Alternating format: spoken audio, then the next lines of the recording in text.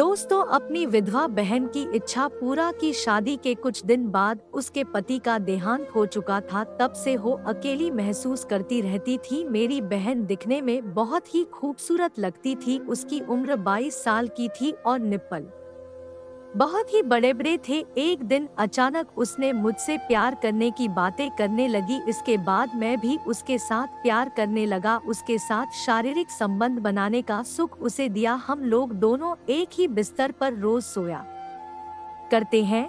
हर रोज अपने बिस्तर में उसे शारीरिक संबंध बनाए करते हैं और कुछ दिन बाद वह एक बच्चे की मां बन गई। उसके बाद हम लोग दोनों मंदिर में जाकर शादी कर लिए। शादी से पूरे गांव वालों खुश नहीं थे।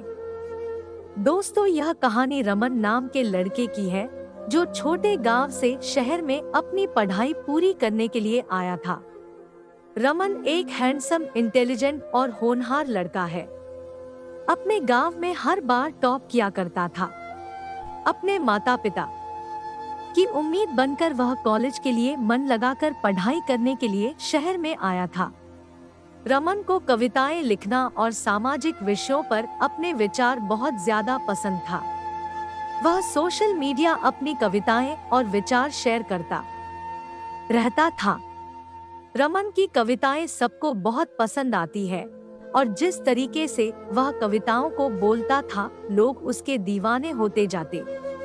बहुत थोड़े ही समय रमन को पूरा कॉलेज जानने लगा था। रमन की फैन फॉलोइंग कुछ लड़कियां भी थी। उन्हीं लड़कियों में पूजा नाम की एक सुंदर और साधारण लड़की, जिसको रमन की कविताएं बहुत पसंद आती थी। वह अक्सर छुपकर रमन की कविता सुना करती। एक दिन जब रमन ने अपने गांव का विवरण एक कविता में किया, जो पूजा को इतना पसंद आया कि वह उसकी तारीफ किए बिना रुक नहीं पाई।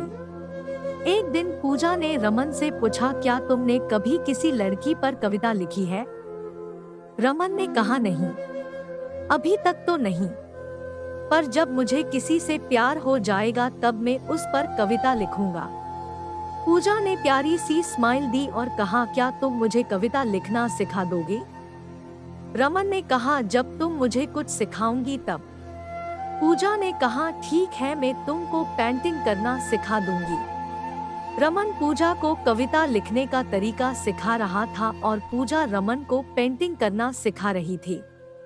पूजा को पेंटिंग बहुत पसंद थी और वह पेंटिंग करने में माहिर थी। देखते ही देखते दोनों को एक दूसरे से प्यार हो गया और वह दोनों हमेशा साथ रहने की कोशिश करने लगे। रमन और पूजा मानो कॉलेज में और किसी को जानते ही ना हो, ना किसी से ज्यादा मतलब रखते। दोनों एक दूसरे के साथ कैंटीन जाते, घूमते फिरते और पढ़ाई करते।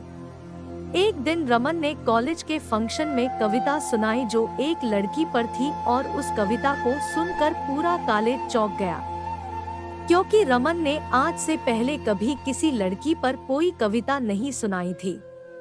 वह हमेशा सोशल इशू या फिर देश के मुद्दों पर कविता लिखा करता था। छोटे शहर से बड़े शहर में आकर नौकरी करते हुए आज देव को 4 साल हो गए थे। इन 4 सालों में देव ने कठिन परिश्रम से वह सब पाया था जिसके आजकल लड़के सपने देखते हैं। देव के पास आज कार से लेकर हर सुख सुविधा थी।